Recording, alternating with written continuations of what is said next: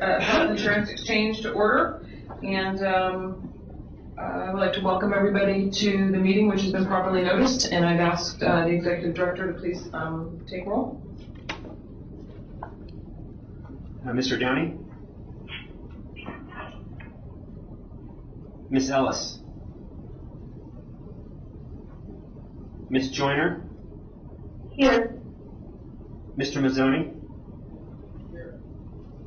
And I think that was a here, but please press your mic when you're speaking. I know we can't hear you without the mic button pressed. Was here. Thank you. Mr. McCoy? Here. Ms. Periotti Boothman? Here. Mr. Rodriguez? Here. Oh, please come up here. Yeah, Mr. Rodriguez is here. So let the record reflect that Mr. Downey and Ms. Ellis are not present. All other members are here. Mr. Downey's here. Mr. Downey is Oh, I apologize. Mr. Downey's here. And I'd also like to offer congratulations to Ms. Joyner, who has had her baby. Congratulations. Thank you. I'll ask if there's any announcements. If I could just, I guess, make one comment before we start with announcements and then public comment. I just wanted to thank everyone for participating on the subcommittee and for all the time everyone has taken and all the care everyone has taken. And just so as you can see, we have a very, very dense agenda today and a lot of materials that we do need to go over, which were sent last evening by the Executive Director. And I've asked for everyone to think about their comments that they want to make. Please make them short.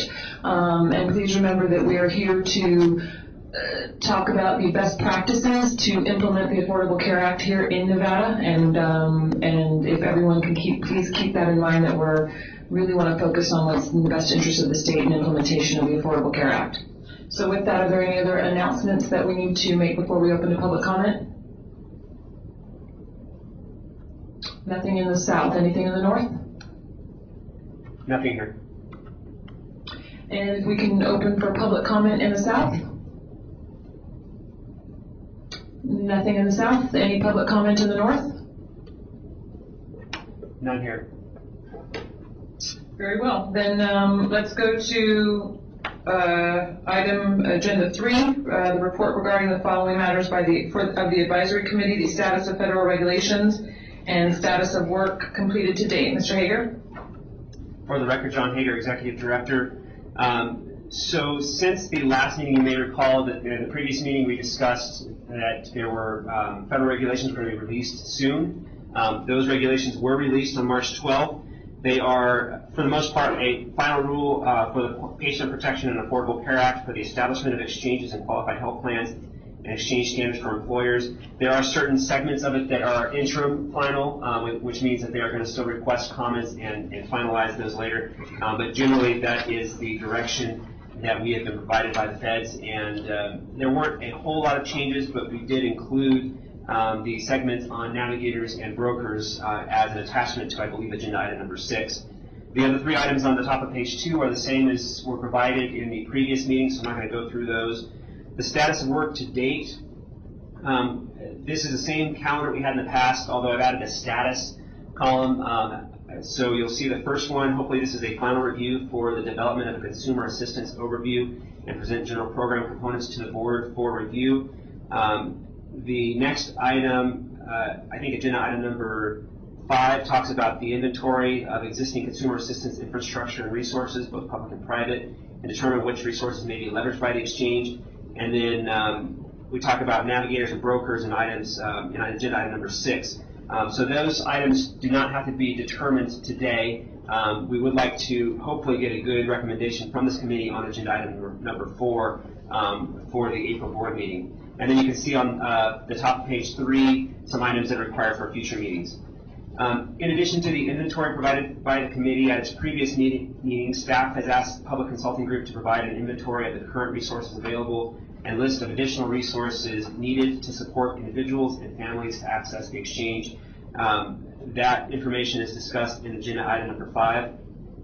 And then finally, we've included the board's vision, mission, values, and goals that they discussed at the March 8th meeting. Hopefully this will kind of guide the committee, make sure that we are in alignment with the board's mission, which is to increase the number of insured Nevadans by facilitating the purchase and sale of health insurance that provides quality health care through the creation of a transparent, simplified marketplace of qualified health plans. So with that very brief discussion or report, I'll be happy to take any questions. Any questions in the South for Mr. Hager? No questions in the South. Any questions in the North? None here. Thank you, Mr. Hager. If we can then go on to agenda item 4, discuss, approve, and provide direction regarding the following general components of the Consumer Assistance Program for individuals and small businesses. Mr. Hager? Agenda item number 4 again talks about the components of the Consumer Assistance Program. Specifically, it talks about the organization and entities available to assist with outreach, education, enrollment, both state entities and non-state entities, and then the types of consumer services. Other than in the inventory section below, this report includes a discussion of all the general components of the Consumer Assistance and Outreach Program except navigators and brokers. So we touch on navigators and brokers in this report, but I would appreciate if we could try to leave the discussion about how navigators and brokers fit into this discussion into agenda item number 6, so we can get this portion done with a good recommendation to the board. So the organizations and entities available to assist with outreach. At the March 9th, 2012 committee meeting, we met for the first time. Lively debate regarding the different types of organizations that are available to provide outreach. A list on page 2 shows I think all of the items that we talked about. I may have missed 1 or 2 here and there. It was a very quick-paced meeting, difficult to write everything down. But I've broken it out into 3 sections. The first section is the groups that are required pursuant to the final rule, and we touched on it in the meeting, some of the things that were required. One of the items that I was not aware of is that the feds require that a community and consumer-focused nonprofit group be included as one type of navigator, and then we choose a different type of navigator from the remaining list of, I think there's seven additional ones there. So the other ones could be trade industry or professional associations, commercial fishing industry organizations, ranching and farming organizations, chambers of commerce, unions, resource partners of the Small Business Administration, licensed agents and brokers, and other public or private entities or individuals that meet the requirements of this section. Other entities may include, but are not limited to, Indian tribes, tribal organizations, urban Indian organizations, and state or local human service agencies. We spoke briefly about state entities, specifically the Nevada Office for Consumer Health Assistance, Division of Welfare and Supportive Services, and the Division of Insurance. And then in some of the research that we've done, we found some additional state entities. I didn't list them here because we didn't talk about them last week, but we'll touch on those, and I think on page 3 and 4 of this report. The items that were talked about by the committee specifically were the faith-based organizations, Catholic Charities, Latin Chamber of Commerce, Salvation Army, Urban League, State Health Insurance Assistance Program, or SHIP, Retired and Senior Volunteer Program, or RSVP, Family Resource Center, Children's Cabinet, counties, libraries, insurance carriers, and hospitals. So at this point, I think maybe it might make sense for me to stop and take any questions. If I've left something off of this inventory, perhaps the committee would like to include an item, but it's, Madam Chair, up to you. We can take questions. I actually have one question. On the organizations listed in the final rule, you said that one of the organizations needs to be a community and consumer-focused nonprofit group, and then from the other list we choose one other? At least one other. You have to have at least 2. The first one is the first one on the list, and the second one is an optional of the other groups. And then you can choose as many as you'd like, but it has to be at least 2. Thank you for that point of clarification. Are there any questions about what Mr. Hager has discussed so far in the South? Any questions in the North?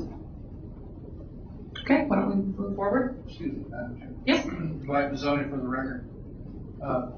John, are there any outside of what I'm looking at here, are there any list of plausible requirements, how far out into the community they reach, or anything like that that gives us a more definitive view of what we would look for out of these lists? There is a discussion on navigators in agenda item number 6 that includes the attachment A of agenda item number 6 includes the requirements of the federal health care reform, but I do not believe it is very specific. I mean, in some instances it has a little bit better detail, but a lot of the requirements surrounding what we expect will have to be decided by this committee or the board. So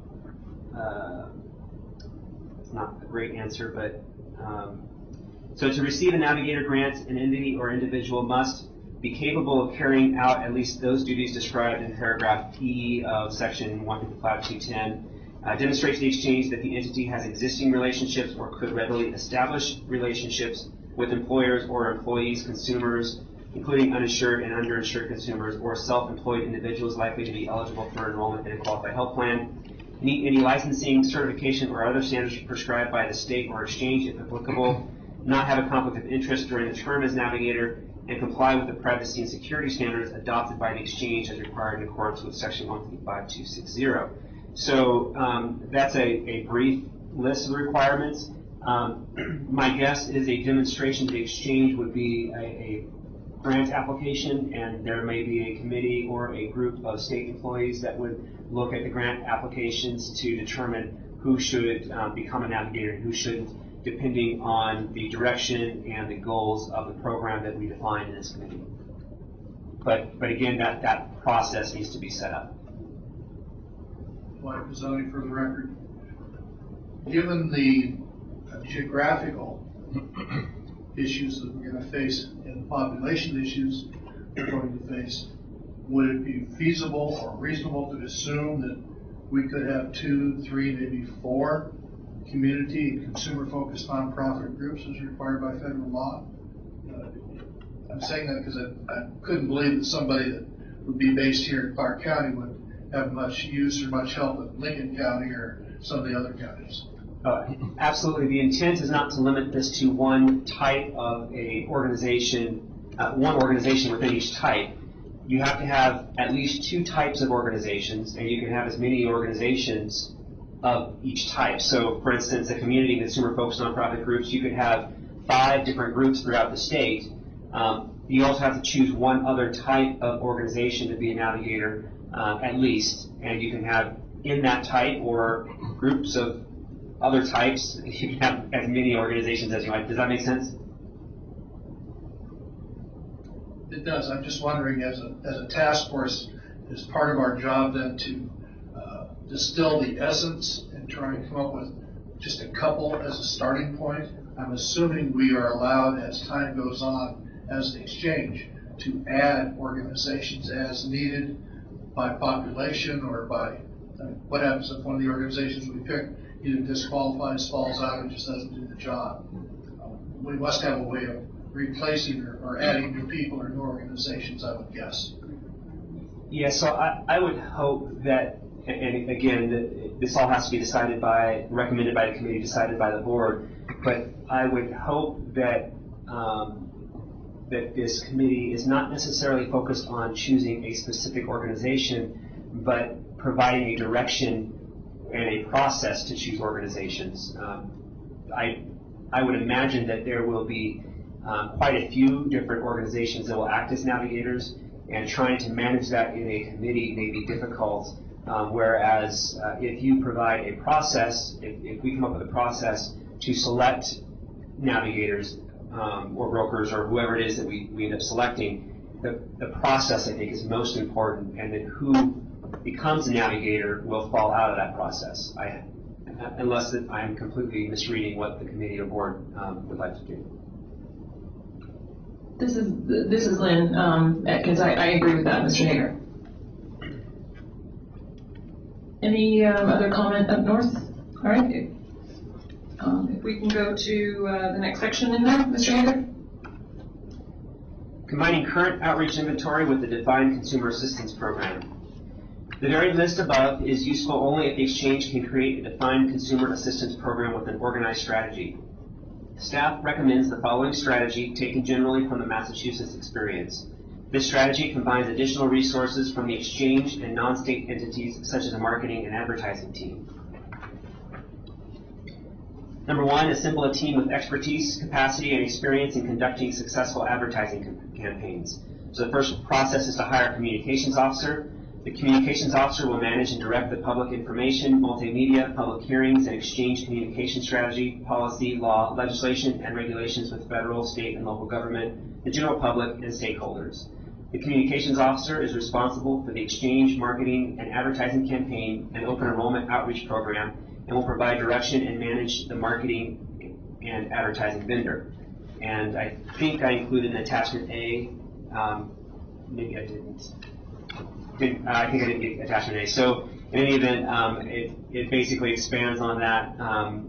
It is the request that we are sending to the budget office and the interim finance committee to hire the communications officer, hopefully in the beginning of May. So I apologize for that. Attachment A was not included.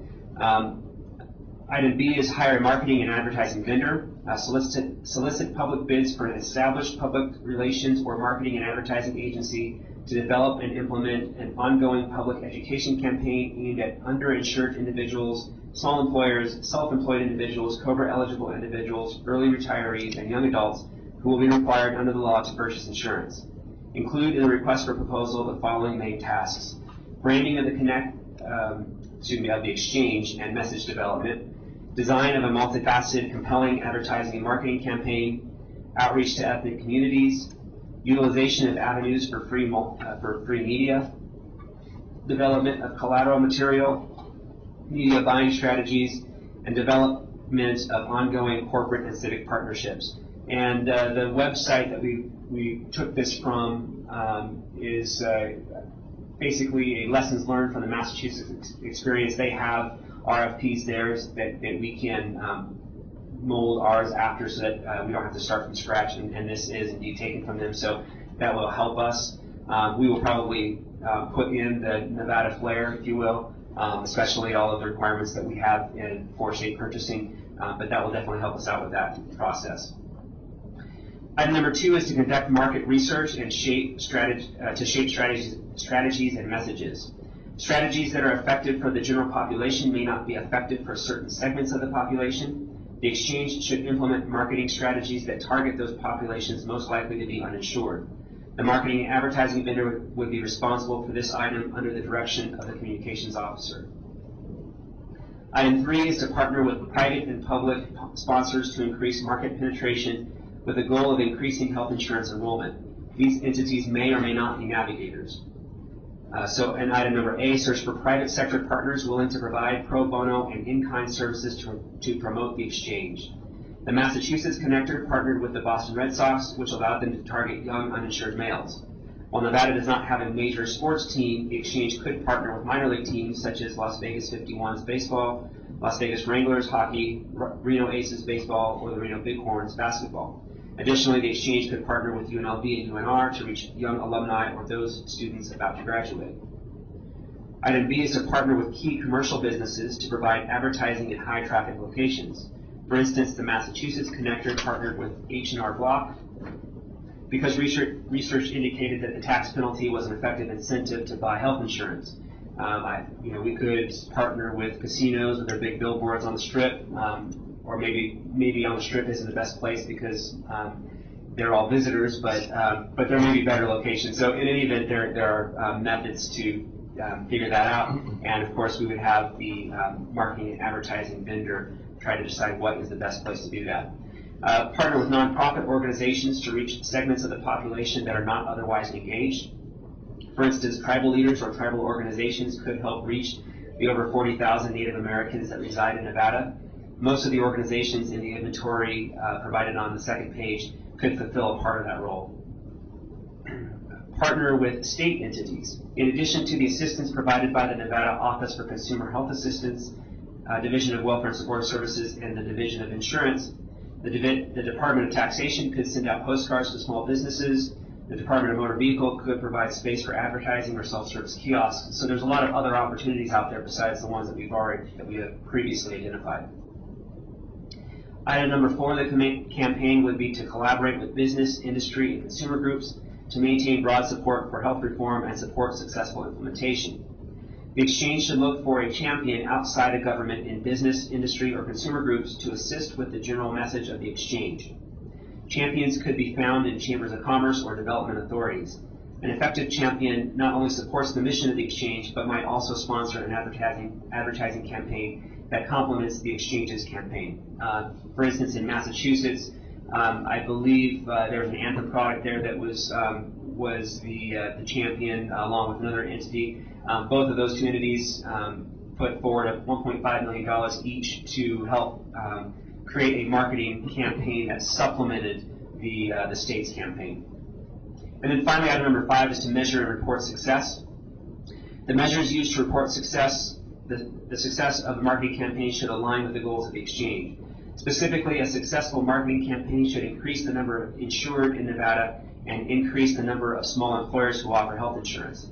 A single question on the application form, such as how long has it been since you've last had health insurance, could determine or help determine the number of uninsured that become insured.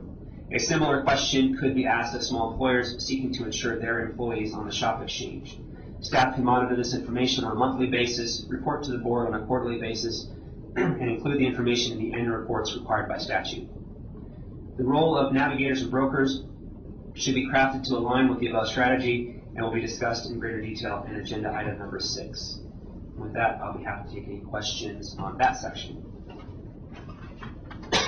Any questions in the north for Mr. Hager on the combining current outreach inventory and Divine Consumer Assistance Program? No questions here. Any questions in the south?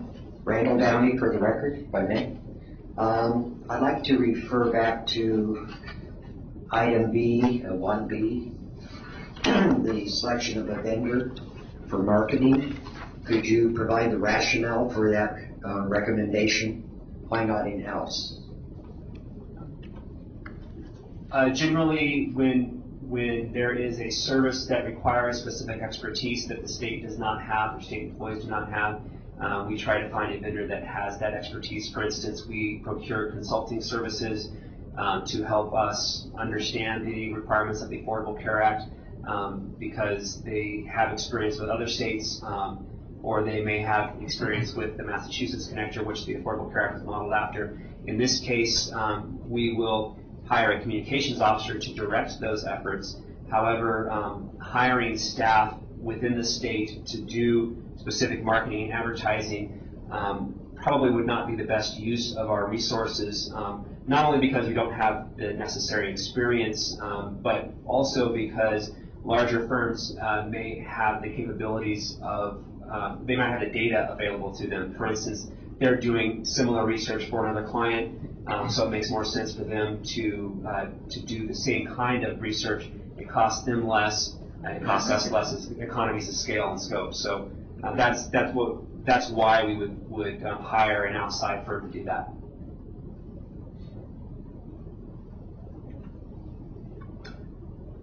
Doesn't look like there's any other down here. If you want to continue.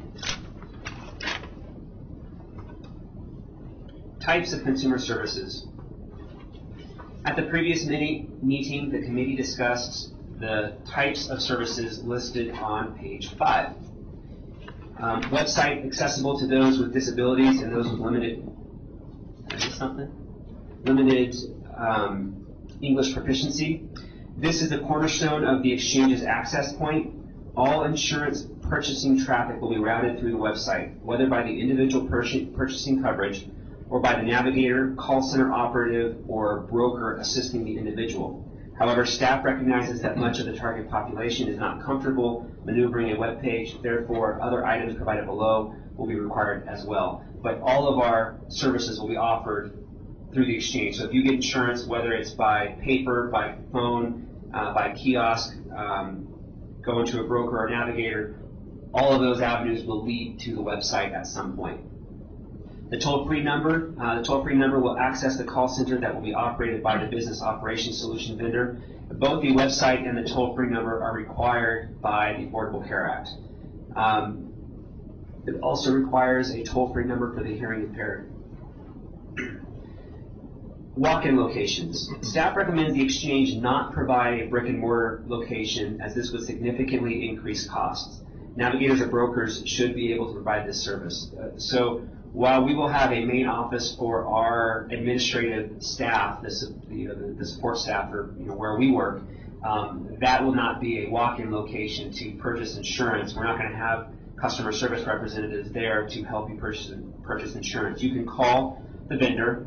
If you need a walk-in center, we will be able to provide a list of brokers or navigators, potentially depending on how the committee and board wish to go on that. So we can provide locations that the brick and mortar, the walk-in services are available, but I don't think it would be in the best interest of the exchange to lease or buy office locations to walk in when there are plenty of services, plenty of people out there that could provide that service for us.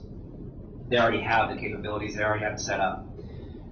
Kiosks can be strategically located in welfare offices, DMV offices, grocery stores, etc. Obviously, it would require agreements with various entities, but those could also partially be kiosks. You could have kiosks in a broker's office or a navigator's office, and so the person walking in can either go to the kiosk by themselves, or they can go and talk to a navigator that can help them through the process. Email and website chat support may be provided by the business operations solution vendor. Mobile phone apps. There are several mobile phone apps that can help you locate a broker. Apps designed to help you purchase insurance are difficult to design due to the small screens on mobile devices. However, it is recognized that for many, mobile phones are the only access point to the web. So I do think that we will probably end up with mobile phone apps. Whether or not that app actually allows you to purchase insurance because of the volume of information required, it may not be the best use of our time, but there are certainly apps out there that can point to brokers. We could design them so they point to navigators and make sure that people get to where they need to go. Obviously, include a call-in number. Paper applications. Paper applications should be avoided at all costs due to the time it takes to enter the information and the increased potential for errors. If we were to do paper applications, I would recommend that they be optical character recognition, paper, so they're designed so that it can be somewhat automated. You still have to have somebody checking the paper to make sure that the characters are in the boxes and make sense and the computer didn't misread it. But if we could avoid paper applications, that would be preferable. And then another item that was discussed was a mobile or a car, a vehicle. Car or van may be used to take mobile web access to remote areas. Additionally, the vehicle may have advertising for the exchange painted on it, or you can do a lot of things with it. I'll go to the recommendations. So staff recommends the advisory committee recommend to the board that utilize the strategy and types of entities outlined on page 3 and 4 for its marketing and advertising campaign. Recommend to the board that it include all of the types of consumer services listed above, except for brick and mortar walk-in locations paid by the exchange, and except for paper applications. With that, I'll be happy to answer any questions. Any questions in the South, Mr. Mazzone? Dwight Mazzone for the record. A couple of comments, points of interest. If we're going to ask, as you talked about earlier, John, champions, that might be a source for a brick and mortar location, not paid for by the exchange. Absolutely. Those organizations that maybe they can put something at a bad energy location there. Mobile phone apps, which actually ties into the paper app thing. Mobile phone apps, more and more companies are going to iPad, iPhone, or some sort of mobile phone application where you actually can apply for health insurance through your phone. There are some obviously some issues that have to be dealt with, but it's an ever-changing world out there. We're seeing more and more. And I would dare say that with concerned paper applications, if an insurance company wants to go broke, they should take paper apps. And I don't think anybody that's going to play in this exchange is going to want to take a paper app at this point in time because it's just too damn cumbersome to deal with. We already do have several of the carriers out there have systems whereby we can either fax and or email applications into them that are processed without having to have a paper app at the company or by the person. Thank you for those comments. Any other comments, Council? Mr. Downey? Randall Downey for the record. I had a question, I guess, on your item concerning the toll-free number being operated by the vendor. I'm afraid I don't really understand what you mean. For the record, John Hager, the business operation solution vendor will not only provide, or let me back up. The request for proposal for the business operation solution vendor has requested that the winning vendor provide services not only to provide web portal, premium aggregation, shop exchange, et cetera, but not only the IT component of the software as a solution, but also the call center operation. So they're going to have a call center that a person will be able to call 1-800 number and speak with a live person to help them choose the best insurance for them. Randall Downey for the record. So then you're saying that the call center staffed by the business vendor would be, in effect, a set of navigators? They could be, depending on how we set it up, but depending on the rules that we set. They may be required to have the same certification requirements that other navigators have, depending on how we require that they answer certain questions. But yes. Okay, if I can continue, I would argue that's not the best use of that. I think the vendor should be responsible for the 800 number, but it should feed into the navigation system somehow without them being the navigators as well. So on that issue, that's where my remarks would fall. On the walk-in center, I would agree with Mr. Mazzone that maybe one of the champions could step up and provide that facility. So I hope we would pursue that. And in terms of paper applications, let me just say maybe I'm biased by the senior population with whom I currently work.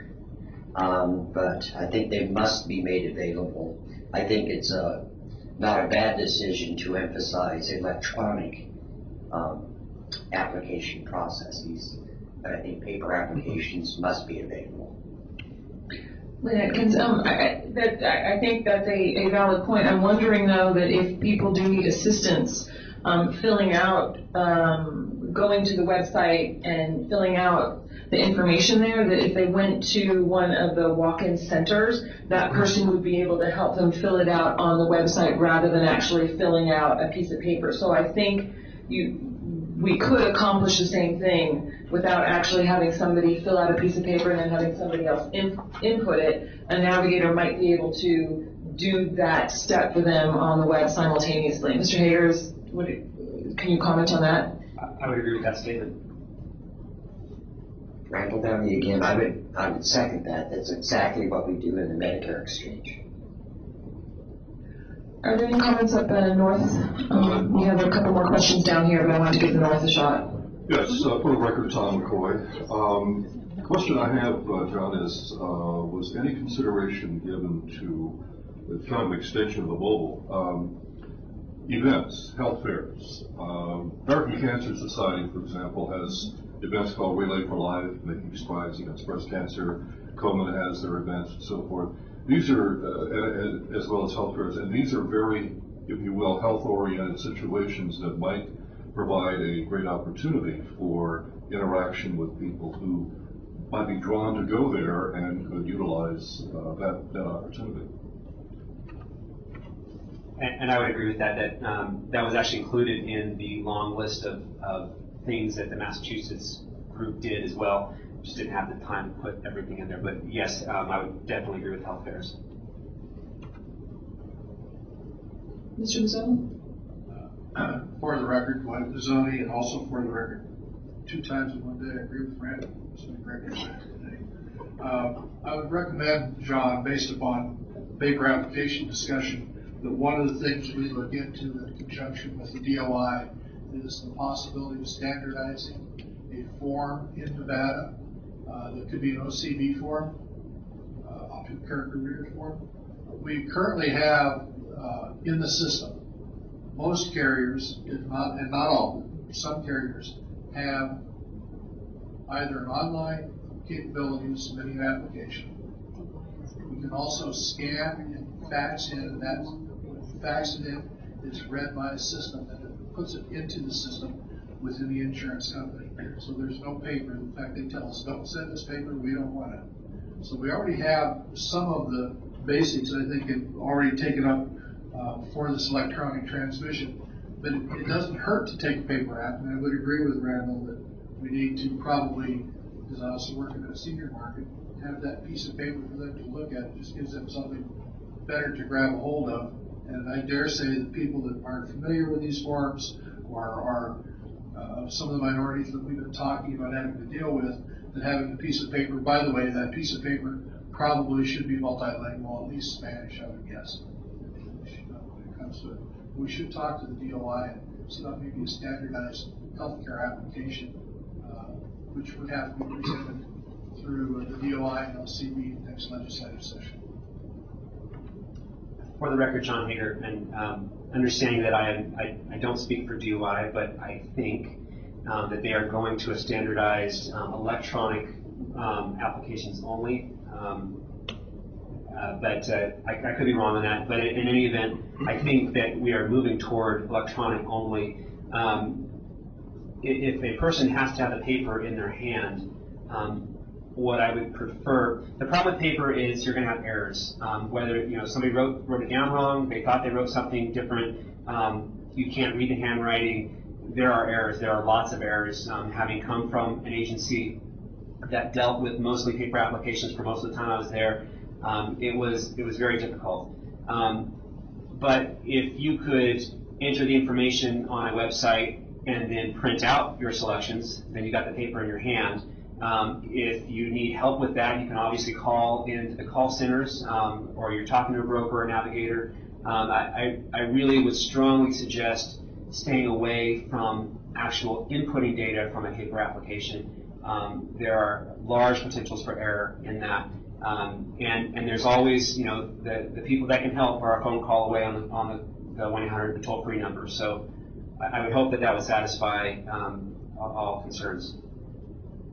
Lynn Atkins, for the record, I agree with that, and I think actually your comments earlier, Mr. Mazzone, were correct, that I think we're going towards more mobile iPads, and I think, I don't think it would be time or money well spent developing an actual paper form that could then be read digitally or whatever the technology is. I think having someone help someone fill it out or enter the information online, being able to print that information for them and actually moving, it'd be more interesting moving towards a mobile app. But for the record, Gina Proddy-Boothman, considering all the discussion, I agree with that. More and more increasing amount, it's electronic application. You just can't get away from it. And it is much more error-free.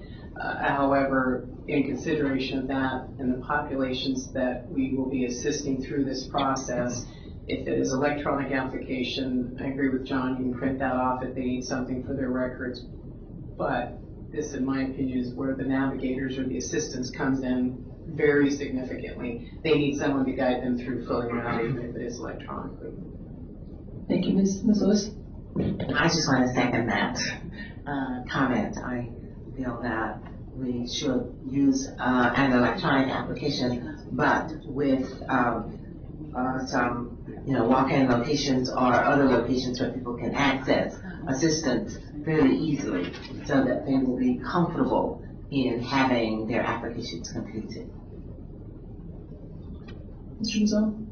Mike Pisani, for the record. I don't disagree with you all, but I would humbly submit that without some enabling legislation, some direction from the DOI, just going to the carriers and saying you need to do this just because we have an exchange is not going to work. We need to be pretty proactive and aggressive in getting the carriers to bring anybody that's going to play, at least at this ballpark, and be involved in the exchange, has to do this in a manner that is consistent across the board. Because one thing we can't have, if we're going to be using navigators, is we can't have 5 different forms from 5 different carriers trying to do the same darn thing.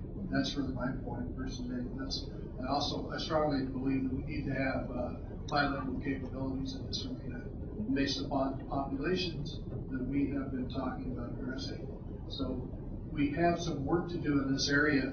I don't think we can rely on just looking at carriers and say, will you do it this way or you have to do it this way, and making sure that it gets done. Experience shows us in Arizona anyhow that they simplified their overall process in the group insurance market when they went to a standardized health insurance application for group insurance. Mr. Hager, any comment? Yes, ma'am. So we have to be careful where we draw our lines, what our boundaries are. We are here specifically talking about enrolling in plans on the exchange. And so as such, we can form our policies and our regulations however we need to make sure that the application process is as streamlined as possible. When you enroll through a health plan on the exchange, you don't enroll with an individual carrier, you enroll through the exchange, and the exchange communicates with the carrier. So for enrollment on the exchange, there will be one streamlined process for applying. Now, when we talk about outside of the exchange, that is a discussion that we really need to have with the the Division of Insurance. And from my understanding is the Division of Insurance is going that direction. But again, that I'll actually, Madam Chair, if you wouldn't mind, Glenn Shippey from the Division of Insurance is coming up here to correct me. Thank you. That's okay. For the record, Glenn Shippey, Division of Insurance. As far as enrollment in plans outside the exchange, non-grandfathered plans, we have no plans to introduce legislation, as Mr. Mazzoni seems to be recommending, to standardize the process. Carriers collect information which is unique to the carrier that they use for underwriting purposes, other purposes, and it's not our intention as an agency to propose standardization outside the exchange. And the point that Mr. Hager made, that enrollment through the exchange is going to be standardized, is an important point to make. There will be no carrier-specific applications used for enrollment through the exchange. Thank you very much. If we can start winding down comments on this section. Any other comments from the north? And I know we're going to have a motion here shortly, and then we will be opening it up to public comment both in the north and the south on this particular issue. Any further comments here from the committee or questions?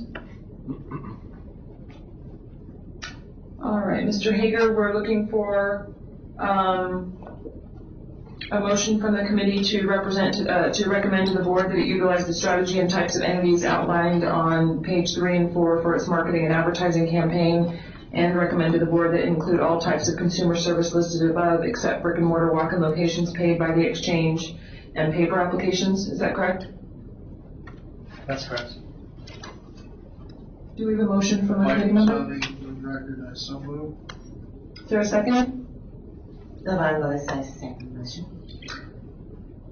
Is there any discussion? Any public comment from the north? Hearing none, any public comment from the south? I'm sorry, Madam Chair, we do have someone coming in. Thank you. Apologize, I'm speeding over here. It's quite a haul to get up here. My name is Elisa Caparetta, and I am speaking today as a member of the leadership committee of the Nevada Values Organization. Would you spell your name, please? Sure, and I'll give you my card. Elisa is E-L-I-S-A. The last name is Caparetta, C-A-F-F-E-R-A-T-A. Nevada Values is a coalition of nonprofit organizations that is statewide, and we have participated in several of the public meetings in this process. We include organizations like the Human Services Network in Northern Nevada, the Rural Health Organization, And we also have a Promotoris program from Las Vegas represented in our membership. We would recommend that when you are looking at inventorying and partnering with organizations, that you might want to specifically include as a criteria for partnerships, making sure that the organizations you're partnering actually support the Affordable Care Act. Specifically, the Chamber of Commerce is listed throughout these documents, almost every single one of these things, and at least at the state level and the national level, they're actively seeking to overturn the Affordable Care Act. I don't know that that's the exact partner that you want or the set of issues that you want to raise, so I would, and there's some other organizations that also have, that are working actively to overturn specific elements of the Affordable Care Act. So I would recommend that you at least consider that in your criteria. Thank you very much for your comments. Any other public comment from the north?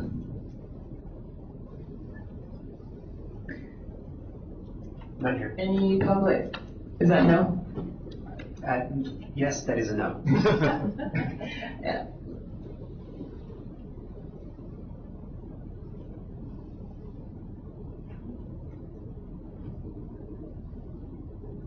Any public comments from the south? All right, hearing none, all in favor of the motion, please say aye. Aye. All opposed, say nay. Nay. Let the record reflect Mr. Downey voted nay. I believe the motion passes.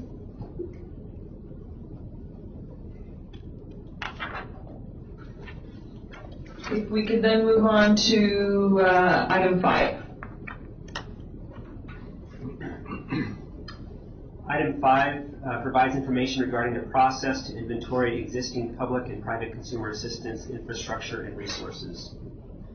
The Exchange has engaged Public Consulting Group to summarize the existing and future resources required to support individuals and families with access to the Exchange. The work order requests PCG review the current environment, inventories, resources, and processes, and defines the gaps between the as-is and to-be state. The report will include an inventory and summary of public and private resources that offer individuals and families information, education, and referrals to insurance sources. Entities that will be documented will include but not be limited to the items listed at the bottom of the page and top of page 2. Item number 2 is information regarding, they will provide information regarding the characteristics of individuals seeking assistance, the volume of requests received, the disposition of requests, the level and type of services offered by consumer assistance programs as available. This shall include information that can be gathered from organizations, and the items listed include communication channels currently in use, including web, phone, and face-to-face support, average inbound call volume per center as available, web hits and web use reports, summary of information and level of service offered to callers, web users, and visitors, characteristics of caller, web users, visitors, disposition of calls and inquiries as available, federally qualified health plans, tribal organizations, and all other community organizations engaged in consumer support. Item number 3, they'll provide the delta or the between, what's the difference between the as-is and the to-be states necessary for consumer assistance. We'll estimate future volume of calls and inquiries, provide information, operations, and functionality necessary to refer, advise, determine eligibility, and enroll consumers into health plans, including high-level process mapping. List activities required for future consumer assistance programs. Estimate capacity between the as-is and to-be consumer assistance organizations. They'll provide the current statutory and regulatory basis of appeals with respect to eligibility and enrollment in public assistance programs. It will include the basis for denials of eligibility for Health and Human Services, basis of denials of enrollment into health plans, basis for denial of service and appeals processes, process flows for public appeals, timelines for submission, disposition of appeals, methods of filing appeals, public entities responsible for managing appeals, summary of process for submitting appeals, and workflow.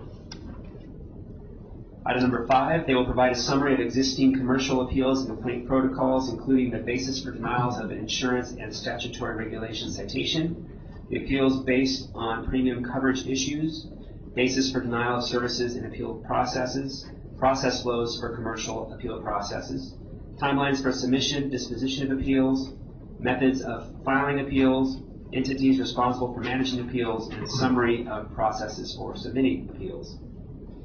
Item number 6, they will provide a summary of consumer assistance capacity, including detailed inventory of all consumer assistance sources, summary of work conducted, volume handled, capacity of all consumer assistance programs studied, summary of performance levels compared to demand, call abandonment rate, etc., summary of all data collected and aggregated as available, gap analysis defining current resources against future demands, including estimated contact volume.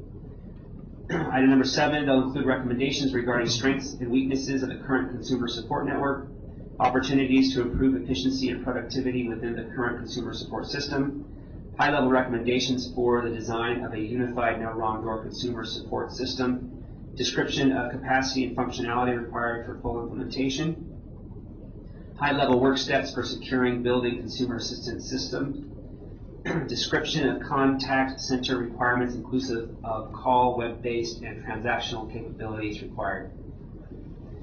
Item number 8, they will provide the work steps necessary to handle coverage appeals functions for both public and commercial activities, and will include gap analysis between the as-is public commercial appeals process and the to-be public commercial process, summary of additions, changes to appealable issues for both public and commercial processes, recommended workflow and responsibility for administration of public and commercial appeals, and roadmap work plan for building capacity for public and commercial appeals. And finally, they will develop a high-level recommended appeals protocols. The protocols will be developed in tandem with the business process models and business requirements for the exchange. The recommendation is to provide direction to staff regarding the process outlined above.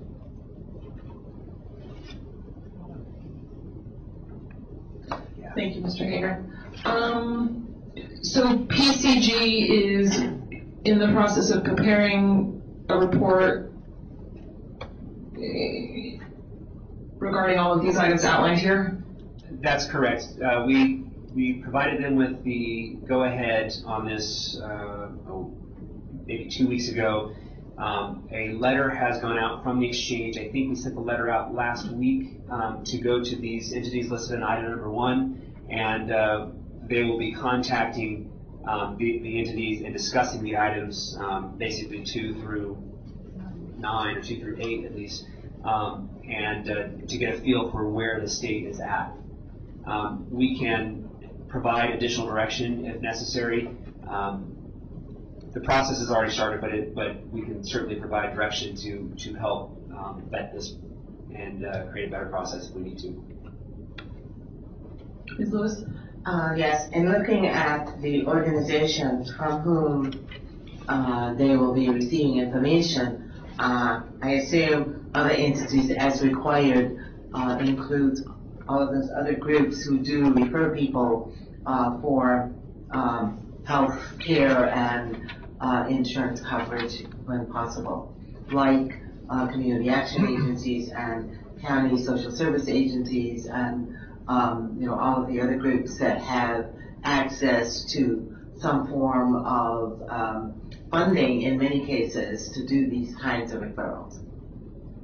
So I don't know if there's a question there, but I certainly would hope that they are looking to some of those other organizations to get information. Yes, ma'am, I believe that is the case. However, I believe Mr. Covey is on the phone. Sir, can you speak to that? Yes, thank you, Mr. Mayor. Madam Covey, Public Consulting Group, for the record. Yes, currently we're in the process of gathering as much information as we can about all of the listed organizations via the web and developing questionnaires based on the information that we cannot obtain on the web. And as part of that, we're also identifying other entities, and we'll have a list soon of those other entities that we think would be included in the process. Thank you. Ms. Guzman? Thank you. For the record, Gina Pryde-Guzman, a couple of comments. With regards to the items 4, 5, and 8 that speak specifically to denials and appeals, it's an area in my area of expertise that I'm quite familiar with when it comes to the recovery auditor contractors for the government, the MACs. With regards to the PCG, I believe I said that correctly. Yes, PCG collecting and collating this data and information. Number one, again, to comment additionally with what was just said, all those organizations will be evaluated and looked at.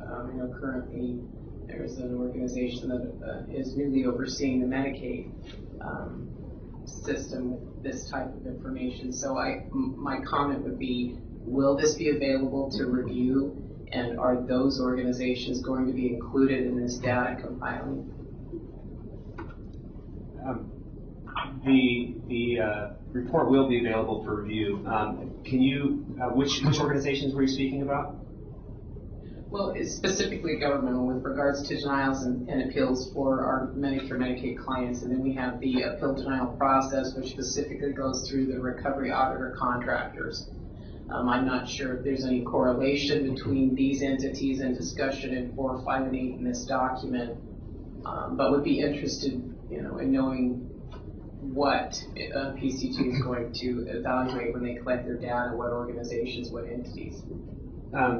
So part of that, the answer to that, when you talked about Medicaid and some of the other state services, those would be covered under the Department of Health and Human Services item. It's the first bullet on page 2. And so they're going to contact the entities in item 1 about the questions in items 2 through 8.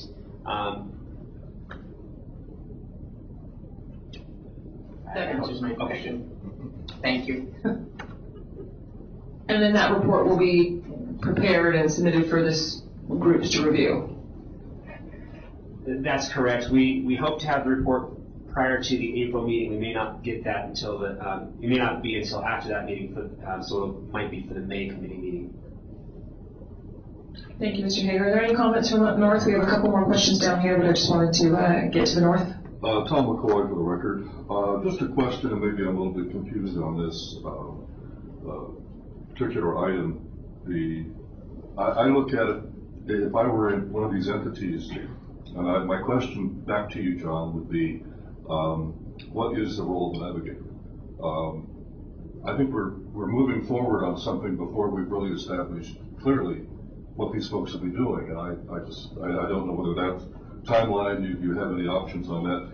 But one of the suggestions I would make at some point is that the exchange for this committee with contacts within the community have some kind of an open house in Las Vegas, Reno, perhaps in some of the other larger rural frontier areas, with an effective town hall meeting and determine capacity from organizations that are not listed here.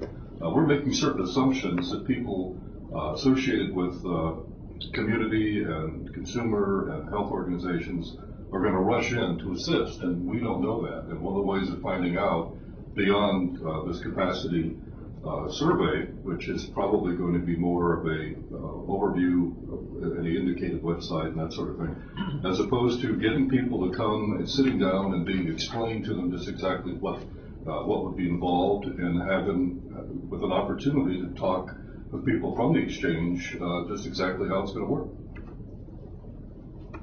For the record, John Hager.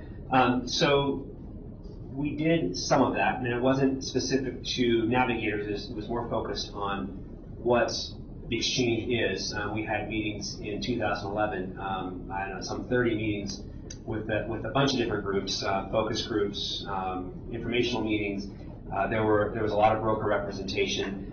It would certainly be helpful to kind of put out a call to action, if you will, to see who would be available. The purpose of this report specifically is to kind of nail down, as I guess scientifically as possible, what resources are available in the items that we find here. Now, there have been other groups identified in the previous agenda item in those focus meetings from last year, and the summaries of the focus groups includes some of the different organizations that might be available. So Public Consulting Group is obviously looking at many of those. One of the problems with with this whole process. It's kind of a chicken and the egg thing. We've got to start up this whole thing all at once. So while we are looking at these organizations to find out what their capacity is, we haven't fully defined the Navigator program, but the Navigator program will partly be defined by what our capacity is and what organizations are available. So it kind of goes back and forth. So, which is why we're talking about all this stuff today. We've put off the discussion specifically about Navigators until the next agenda item. But I think we need to know, obviously, what organizations are out there so we can have a basis for our Navigator program. But then we can't form a Navigator. It goes back and forth. So, but I agree with you for sure. Mr. Mazzoni? Dwight Mazzoni for the record. John, I'm curious as to probably most particularly item 4 with the eligibility, denials, appeals process, public appeals, and disposition of appeals.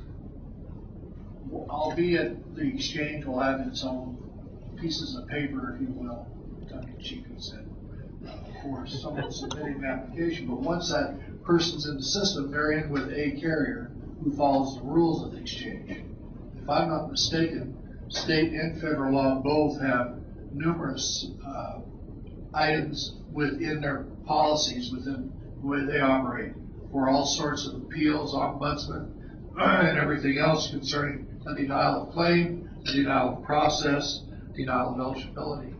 Are we trying to recreate the wheel, or is the purpose of PCG merely to inventory or document those items within the current existing infrastructure of insurance organizations? I'm going to start off this comment, and then I'm going to ask Mr. Covey to respond as well. Part of the new process is obviously enrollment through the exchange, and there will necessarily be an appeals process surrounding signing up for insurance through the exchange. So that's part of it. So we inventory the current appeals processes and plagiarize wherever we can. And so, yes, we're looking at what's currently out there as far as the different appeals processes that the insurance organizations have, the appeals processes, say, that Medicaid has, where it's applicable, trying to tie those to the Affordable Care Act, and what actions will be required of the board to determine an appropriate appeals process that meets the requirements of the Affordable Care Act and is in keeping with those processes that are already designed for the state of Nevada. Mr. Covey, do you have anything to add to that? Yes, Tyler Covey for the record. Just two things. I think you hit it right on the head. We're really looking to do a gap analysis and figure out where we might have any gaps. But in addition to plagiarizing, I would say we're also looking for opportunities to leverage existing mechanisms. He says it so much better than I do. Thank you. Mr. Downey? Thank you, Randall Downey, for the record. I wanted to compliment the remarks of Mr. Mazzoni regarding sections 4 and 5. And unless I'm misreading section 5, I think it might be advisable for PCG to survey current appeal structures in the carriers.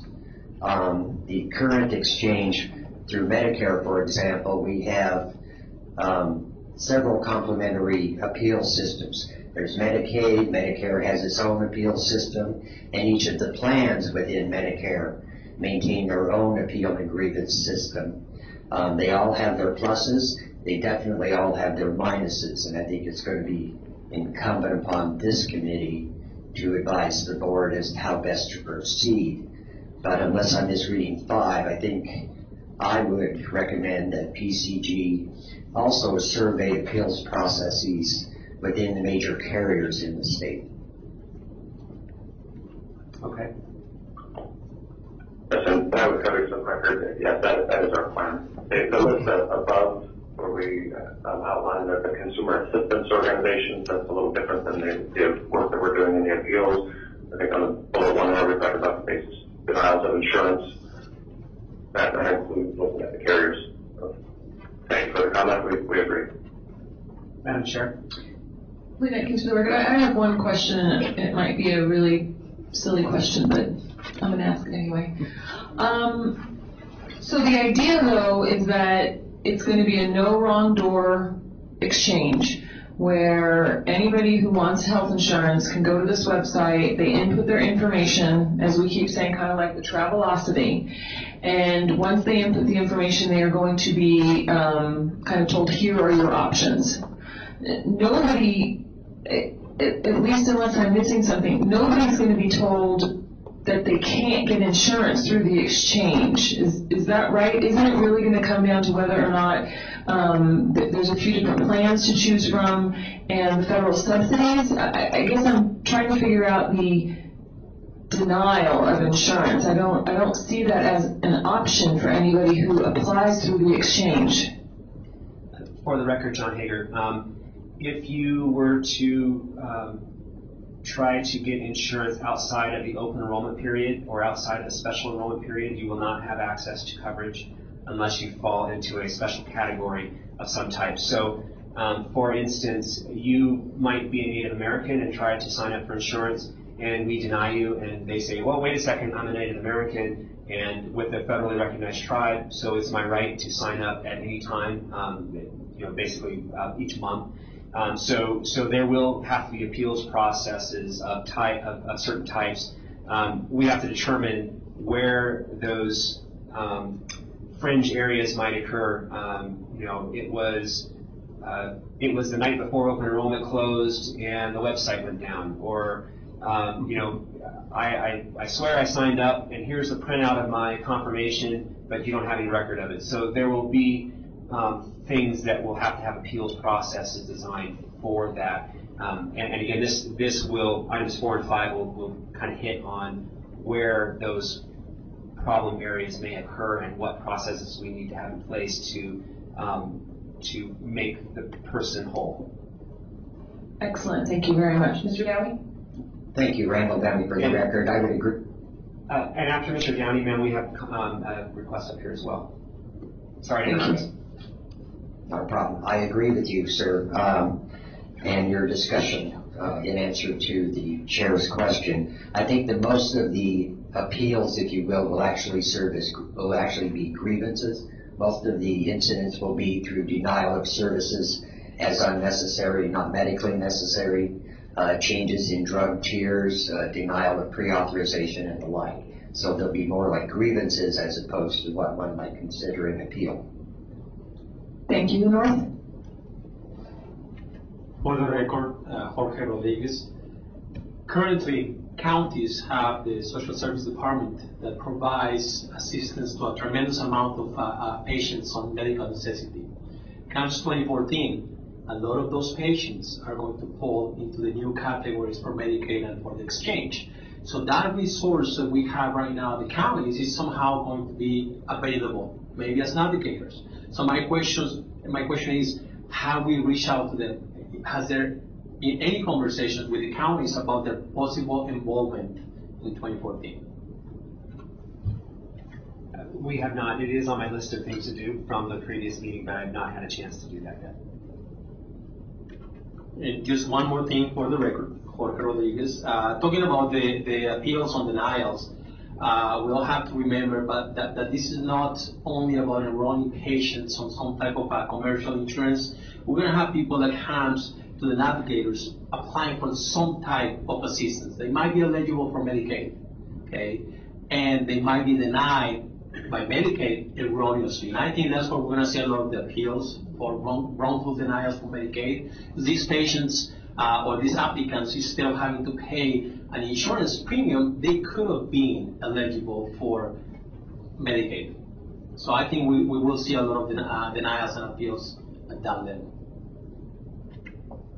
Thank you. Any more comments up north? Looks like we're done. Okay, let's two final comments down here. We're at 2:10, so let's make them quick. Mr. Mazzoni? For the record, Mr. Hager, 1:30 in the morning, sending me an email is way too late. Mr. Downey? Thank you, Randall Downey, for the record. I guess this is I'm not sure what it is. we took an initiative, or I took the initiative to approach the Family Resource Centers and ADRCs and ask them to submit their budget requirements should they apply or be nominated as navigators. My question for the material we're discussing at present, Mr. Hager, should I, once those responses are received, should I forward those to you or to PCG, or to you and then you on to PCG? And so these are for the amount of funds that they would require to be navigators? Correct. You could send those to me. Although I would think that it is a little premature to determine budgets for specific navigators when we haven't actually defined what that navigator is going to do. And I suppose they have a general outline provided in the Affordable Care Act, but there may be licensing requirements that the board determines that a navigator has to have, or training requirements, travel requirements to do the training. There may be costs associated that we haven't yet determined, or processes that we haven't yet determined, but I will be happy to take those responses. Thank you. Mr. Hager, do you have enough direction from this committee so we can move forward on to the next agenda item? I do. Thank you. If we could go to agenda item 5. And I believe that was agenda item number 5, so number 6. Let's do it again. All right. Agenda item 6. Agenda item number 6. Mr. Hager, if you need some help kind of reading through some of this, because I know it's a lot of reading, let me know. I'm more than happy to help read. Okay, thank you. Madam Chairman, my list for the record, I just want to say, even though we got these at 1:30 in the morning, we know all of the hard work you're having to put in to get all of this done in a short amount of time, and I really appreciate it. Thank you. Thank you. Okay, so agenda item number 6, it says attachment A at the top. That is not exactly attachment A. Attachment A starts on page 5. In any event, it's what everybody was waiting for, navigators and brokers, right? This report provides information regarding the following items as they pertain to navigators and brokers: roles as allowed by the Affordable Care Act, relationship with insurers and the exchange, target population priorities, scope of responsibilities, certification licensing requirements and processes, and performance metrics. Now, I will say that this report was put together between 12:30 and 1:30 this morning, so there are very likely errors in it. One other note is that this information, according to the advisory committee calendar, it doesn't need to go to the board until the June meeting, so we have some time to discuss this, some time to correct these items, and really mull over what needs to happen for these ones. I would like to make sure the committee keeps in mind the mission, vision, values that was provided in agenda item number 3, as well as the marketing advertising strategy that we discussed in agenda item number 4. The navigators and brokers, while they don't have to fit specifically in that exactly in the advertising campaign, it should align with the various goals of the exchange. The exchange has received public comment, and this is interesting, these next 2 paragraphs, I will say. The exchange has received public comment indicating that brokers are unnecessary to the operation of the exchange. While this may be technically correct, as the wording surrounding brokers is permissive in the final rule, brokers serve a valuable role in providing information and enrolling individuals and groups in insurance coverage. This value is measured by the commissions paid to brokers by insurance carriers. If the service provided by brokers was not valuable, brokers would not receive commissions from the carriers. The exchange has also received public comment indicating that navigators are an unnecessary expense and can be eliminated. Now, the final rule says that the exchange must establish a navigator program, so we cannot eliminate navigators. Furthermore, if navigators were truly unnecessary, then brokers or other organizations that are already in place would have insured those Nevadans who are currently uninsured. Therefore, I would say it's safe to argue that we need both brokers and navigators. Finally, it should be noted that the navigator program is not meant to put brokers out of business. While there may be some limited circumstances in which navigators and brokers compete, generally the insurance market will expand. increasing the population served by all types of producers. Attachment A is final rules sections 155, 210, and 220 regarding navigators and brokers. So it provides a pretty good outline of the requirements. I don't think I'm going to go ahead and read through them. We've kind of discussed chunks of it already. So I'm going to skip that. But attachment B includes a good discussion of the issues surrounding navigators. And that is the Community Catalyst document that one of the committees, I think it was Ms. Ellis that brought it up, but I can't remember for sure. And that is Navigators Guiding People Through the Exchange. It discusses what navigators are, what does the Affordable Care Act say about navigators, the basic rules or duties defined for navigators that are also in the attachment A. And then it talks about the conflict of interest protections. Navigators may not receive any direct or indirect payments from health insurers, and insurers are explicitly prohibited from being navigators. Navigators are funded through grants provided by state exchange funds. So you cannot receive, as a navigator, you cannot receive any consideration. And consideration means monetary compensation, trips, prizes, whatever it might be, for any type of enrollment from an insurance organization. Now, you can receive compensation from the exchange for enrollment as a navigator, but you cannot receive that compensation from insurers. And it says enrollment in qualified health plans or non-qualified health plans. So what that means is if a person is operating as a broker and is outside the exchange and is getting compensated for enrolling people in a health plan that is outside the exchange, they cannot operate also as a navigator inside the exchange, even if they're not compensated by the insurance company for that enrollment. So if you are operating as a broker receiving compensation from insurers, you cannot operate as a navigator. You could, however, if you were willing to, give up your career as a broker and become a navigator, or become a broker in the navigator program, and perhaps the exchange would finance your operations for enrolling people only in the exchange. But you can't do both simultaneously. So then it discusses who will enroll in the exchange, how are navigators different from consumer assistance programs, and then suggestions for strong navigators. It indicates that navigators must have adequate training on the exchange, Medicaid, and other public programs and the private insurance market in the state. They must be able to explain eligibility, benefits, cost sharing, and appeals processes to consumers. Be trusted by the community to provide appropriate, clear, and correct information. Be free from conflicts of interest, including payments and incentives from insurers or industry. Act in the interest of the consumer as their clients, not the insurer. Be able to provide information to individuals and families in a way that can be understood in a culturally sensitive manner for those with low proficiency English and people with disabilities who have special communication needs. Be able to effectively serve low-income, disadvantaged, and hard-to-reach populations.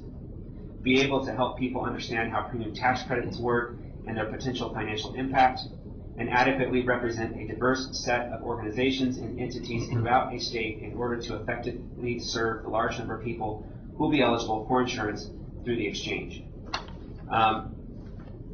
I would imagine that navigators will not necessarily need to fit each of those roles specifically. You might have a navigation that reaches one population and another navigator that is meant to reach another population. Obviously, we want to design a navigator strategic plan, if you will, to determine where our weak spots are in our population, or as far as insurance coverage goes, and match navigators or brokers to those populations. Attachment C includes a discussion of roles. This discussion of the roles of navigators and brokers in the Utah, Massachusetts, and Minnesota exchanges. That is around here somewhere. Here we go. That's attachment C. So for Utah, the primary functions, excuse me, that's for the exchange. That's for their exchange. Give me a second here.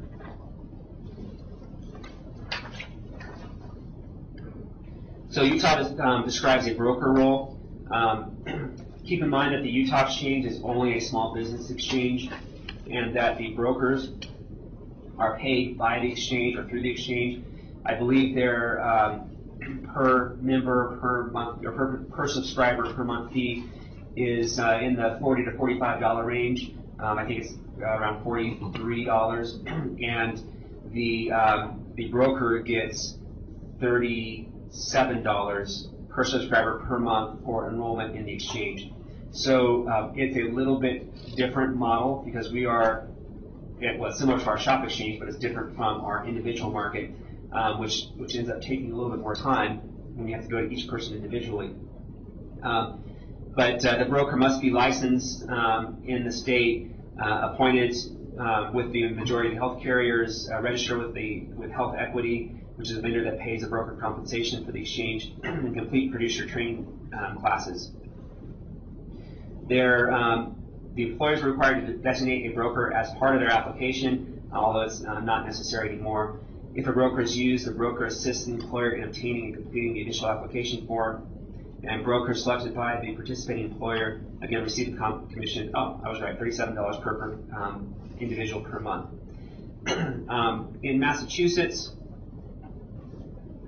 the broker role, Massachusetts, approximately 90% of employers work through a broker.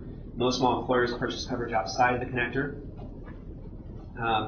The Business Express program offers small employers the option of purchasing coverage through the use of contributory plan option. This program may be purchased through a broker, or the employer may access the program directly through the connector. For brokers to participate in the program, the commission was initially 2.5% of the total premium. It's been changed to $10 per employee per month for employers with 1 to 5 employees, and 2.5% of the total premium for those employers with 60 to 50 employees. The commissions for these same plans sold outside the connector tend to be in the 3 to 5% of total premium range. There is no difference in the premium in terms of whether a broker is used or not, but if a broker is not used, then the amount of the premium that is contributed to the broker's commission is used by the connector for administrative costs. Brokers who participate in the program are provided with approximately 4 days of training on the program.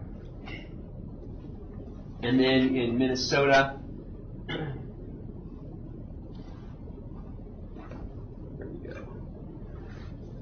oh, that's right. They have several different levels of organizations of navigators or brokers. A Level 1 organization is referred to as a Minnesota Community Application Agent. A Level 1 organization must, among other things, serve as an application site, assist individuals in completing the healthcare program application form, and in collecting all necessary documentation, offer the use of fax or copy services, and provide follow-up as needed until an eligibility decision is reached. Level 1 organization receives a $25 application bonus for each applicant who is enrolled in the Minnesota healthcare program. The organization is allowed to provide an applicant with a gift certificate or other incentive upon enrollment. A Level 2 organization provides information and referrals for application assistance and may help with a portion of the application form, but usually does not assist with the entire application process and is not eligible for the bonus. And a Level 3 organization helps with outreach and raising awareness in the community about Minnesota healthcare programs through health fairs and group presentations, but does not assist with applications and is not eligible for the bonus. So I'm going to stop at that. Finally, the table on page 2 provides a side-by-side comparison of navigators and brokers. Staff recognizes that some of the characterizations provided in the table may be incorrect, especially when it comes to brokers. So I'm going to just put that out there right now. Again, this was done late at night, but I look to the committee to provide any corrections necessary for a more accurate review. The table was completed based on staff's understanding of brokers' role in the current market. Many of the items may change depending on brokers' role in the exchange. With that, we have to take Thank you, Mr. Hager. Thank you. So if I could try and,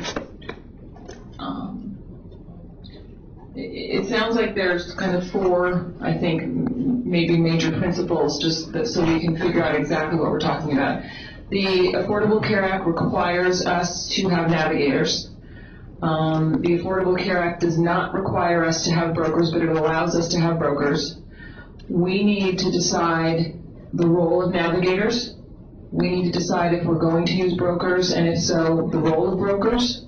We also need to decide training, certification, any of those sorts of things for navigators.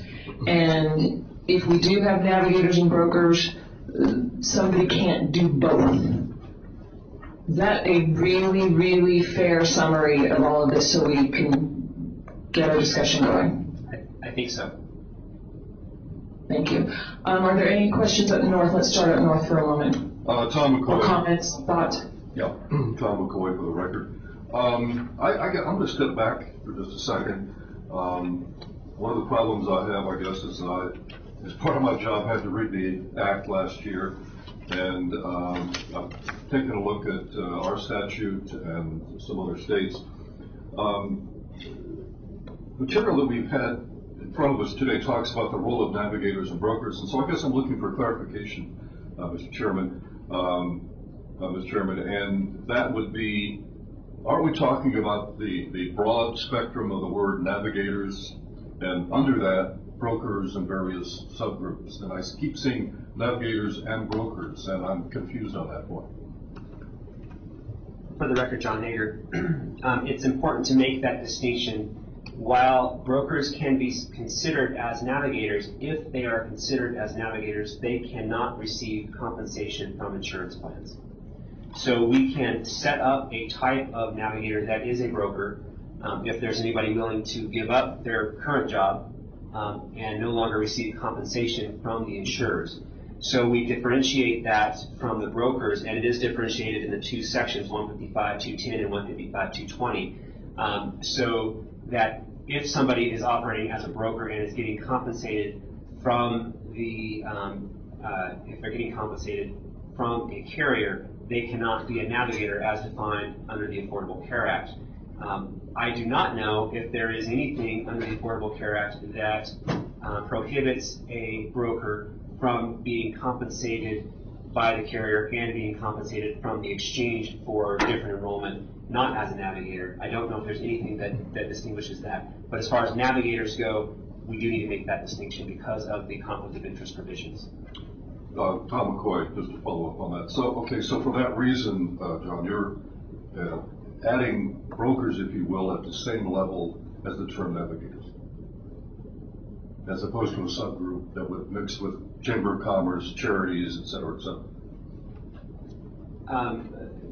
Yes and no. I don't know if we consider them at the same level, but they probably should not be considered a subgroup because of the conflict of interest provisions. Part of the thing that puts them on the same group is this debate on whether you need brokers. I mean, you saw from the public comment, some people say you don't need navigators, some people say you don't need brokers, and so it's an even debate on what do you need. As I discussed in the beginning, I think you need both. I think there are values to both groups, and so for that reason they end up on the same level. Certainly not as a subgroup, though. Mr. Mazzomi? One point of clarification, John, I'm sorry I didn't bring it today, but Minnesota is in the midst of some legislation, and I will do my best to research it, provided that further clarifies distinction of agent versus a navigator. I would humbly submit that this is my ego talking for the people I represent, that an agent, just by the nature of the beast that we are, educated, heirs of missions, we have to be licensed, everything else, we're a totally different animal than a navigator until and unless either this committee or the TAP or the exchange determines that a navigator is going to have to have E&O, going to be educated, have to be licensed. They're subject to everything that I'm subject to. Certainly everything I read so far puts them away from me. They're not what I am as an agent. They don't have the same issues that I have to deal with. They don't have the relationships with either the insurance carriers or the clients at the same level that I do. They're more, I might say, more an ombudsman type of thing. In fact, I think that word is used several times throughout the documentation that I see.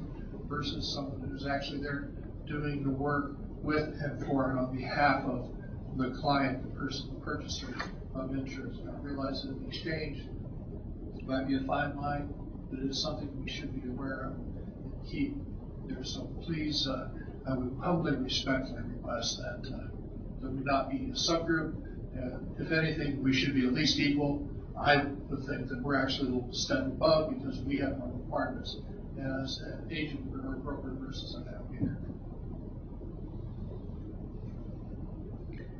Thank you.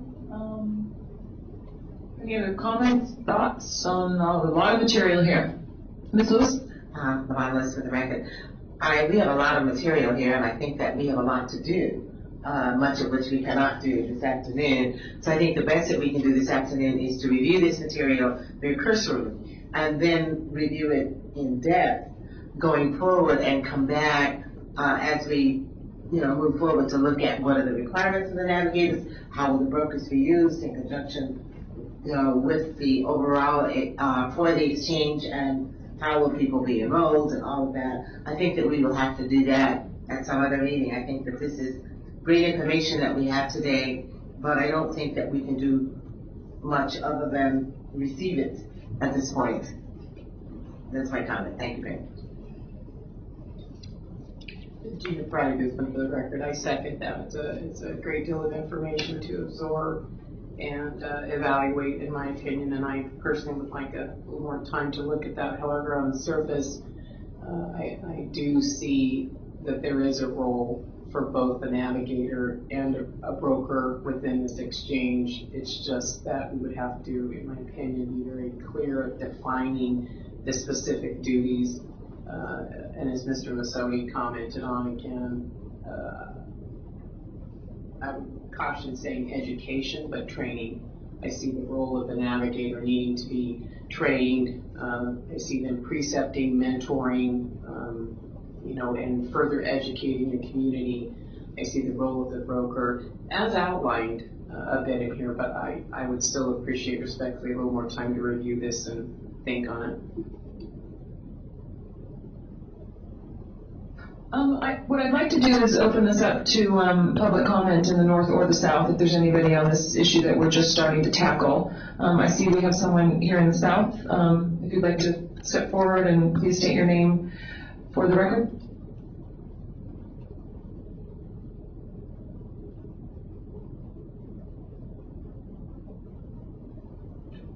Yes, ma'am. My name is Bob Bishop, and I am a broker. And I'm a little bit confused when we're talking about working with employers inside and outside the exchange. Currently, when I work with an employer, we work with an insured, and for that we get compensation. Now, I was kind of under the assumption that with the exchange, we will have employers that will have employees both in and out of the exchange. They will have employees within the exchange that could qualify for subsidy. Is this not correct? Mr. Hager? For the record, John Hager, it's partially correct. You might have an employer who seeks coverage with a broker outside the exchange, and they have most of their employees on that coverage with that carrier. And there may be individuals who qualify for a subsidy, and it is more advantageous for them to get insurance on the individual exchange. In that case, you have both.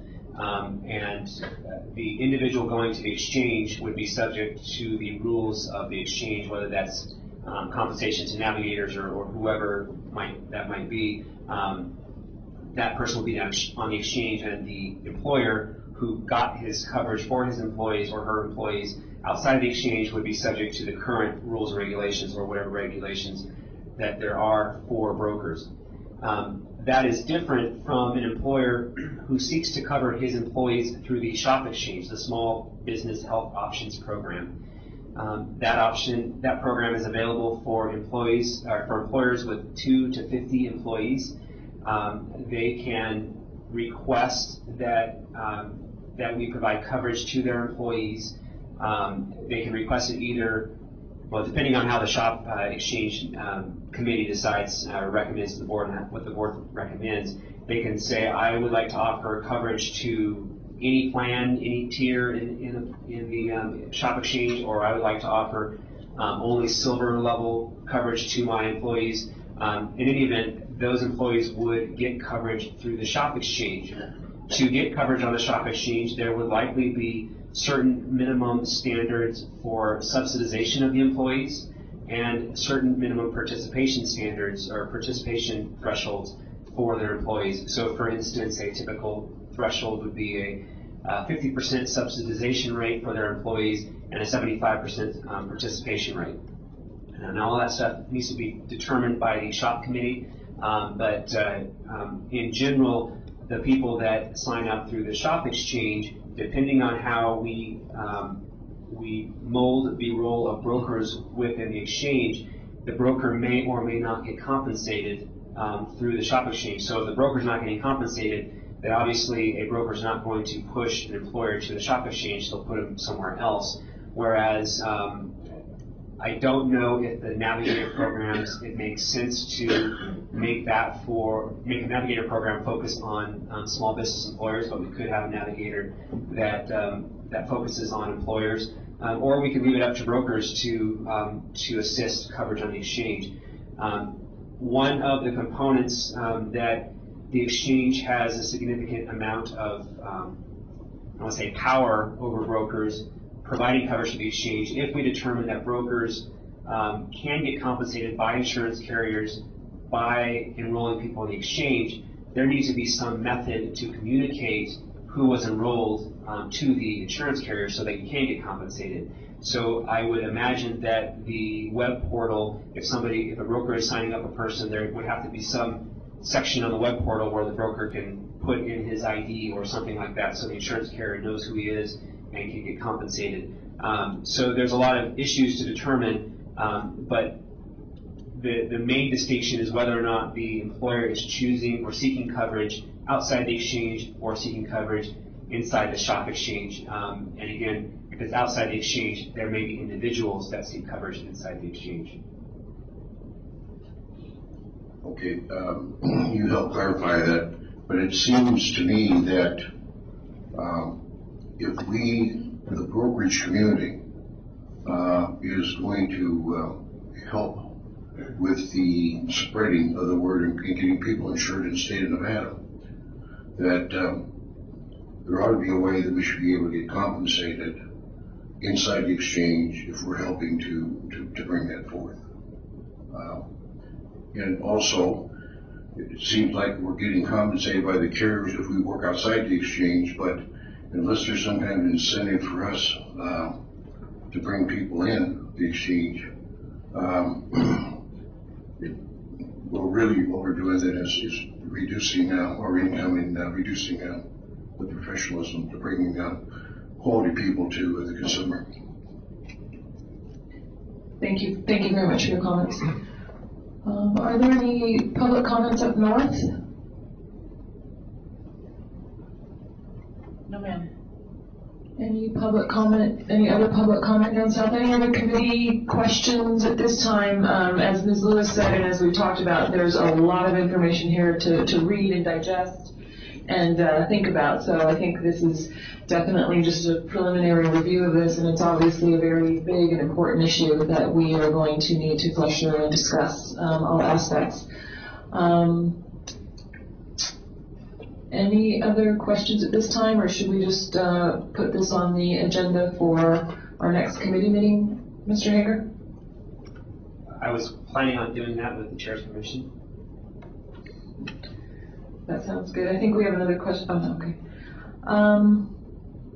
Okay. Why don't we then move on to, I know, actually, I do have one thing. If we could, Mr. Hager, on page 3 of the role of navigators and brokers that was prepared, under the certification licensing requirement, under navigators and brokers, under brokers it says extensive. I would love to see what those licensing and certification requirements are. I don't know that. And so if we could for next time have that filled out. And then if there are any other states that are, you know, that we can kind of plug in maybe some thoughts or suggestions for navigators, that would be great. Absolutely. These reports get better every time I write them. Okay, with that, we can go to agenda item 7. Again, agenda item number 7, there's no specific report. It's simply there to keep the committee ever mindful that we need to keep, we need to remember fiscal impacts, not only to the state, because that could make, if there is a cost to this, it could make this financially or politically unviable. That's a word. We need to consider the impacts to insurance industry. We don't want to end up with an exchange that has no qualified health plans. We also need to make sure that we don't increase the cost of insurance in general, and insurance is suddenly unaffordable. We don't want to alienate specific segments of the population that, number one, that, well, we don't want to alienate people. We also don't want to create a situation where there is adversity in the legislative process and we create all these decisions that get overturned by the legislature. So it's basically there to keep in mind that we need to remember the impacts that we create through the decisions of this committee. Thank you. Any comment on that item?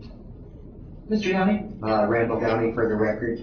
Thank you, Mr. Hager, and I guess in my own defense, the reason we solicited financial language from the various agencies here was to meet that fiscally responsible obligation. Thank you. Agenda item 8, future meeting agendas, and has everyone submitted their committee time sheets, I think, to Mr. Hager and staff, or are you waiting for anyone from this committee to submit our dates and times available? We had some computer issues this morning, so we're not sure. We think we have everything. We will hopefully get everybody signed up by the end of this week, or we hopefully will have a committee time and location by the end of this week. Great.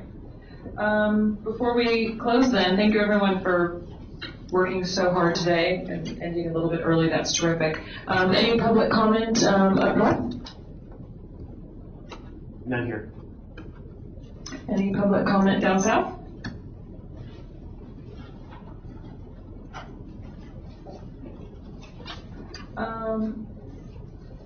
Mr. Hager, I've been, I think one of the items was, one of the attachments was not discussed on item 6, the letter from Barron Agency from Mr. Barron. I don't know that we just need to comment that that is part of the packet as an attachment. Yeah, I apologize for that.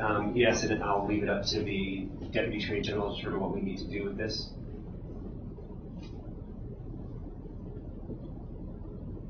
Madam Chair. I can read it. If I can read it, that's what's being suggested to me. Okay. Madam Chair.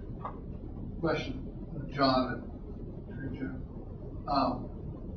We actually have several, maybe as many as 12 or 15 letters. I would humbly suggest that they do not need to be read publicly. They're a part of it. They're just included in the record, unless you want to read all of them. Submit those, a few at a meeting, or we could do them all at once, or whatever. The important thing is they're part of what the process is. I don't know that the person, because I know the guy that wrote that letter, and I know many people wrote other letters. It was important that we read out loud unless it's a requirement of statute or whatever else to make sure it's part of public record.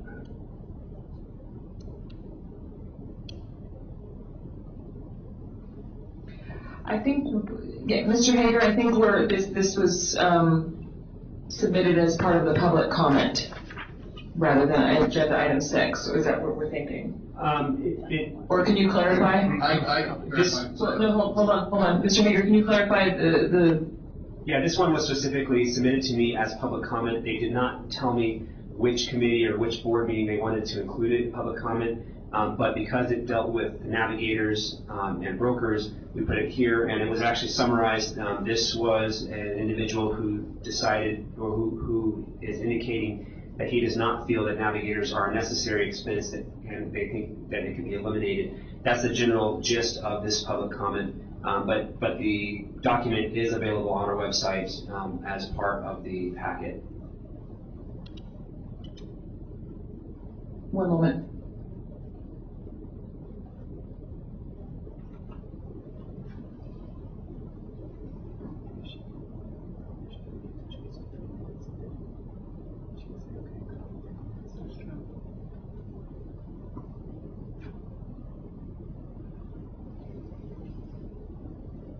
I think we're fine. And if there's any other letters that need to be distributed to the committee at the next meeting, and then we can just, we don't need to read them into the record, we can just state that they will be made part of the record as part of public comment for people who either were not able or chose not to come. And we will do that. This is the only letter that I've received for public comment so far. Now, that said, I have about 50 emails that I still need to read, so there could be something in there since this weekend, but generally, I will provide them as I get them. Thank you. Mr. Mazzoni, one more comment? Yes, John, you received a letter from Dwight Mazzoni from Barron. You received a letter from Mr. Barron at my suggestion, because he just wanted to be part of the process we're going through. The other letters will be from various assorted people, some of them from Nevada, some from outside of the state of Nevada, addressing the role of brokers with health insurance. And it's mostly for educational purposes, so that most people who don't know what brokers do will understand a little better some of the stuff they're involved in. I would humbly submit from my perspective that they just be public record and not need to be read by anybody sitting at this table. That's what I would suggest, but I'll bow to your. Thank you. It sounds like, yes, go ahead. And one final comment. If you are submitting something to me for public comment, please indicate it that it's for public comment. I would prefer it if you could indicate it for a specific committee or a board meeting. If not, then I'll provide it at the next meeting. But if I don't know it's public comment, I get a lot of emails from a lot of different people and a lot of information out there. So if you say it's for public comment, then I'll know to make sure it's included in the agendas. Thank you. One more comment, Ms. Prouty-Boothman. Thank you. For the record, Jeannie Prouty-Boothman, I would recommend, as has been suggested, that this is educational, informational, and be provided for us to review on our own individual time frames, because it already is a part of public record as posted. So, thank you. And with that, we will close public comment and adjourn the meeting.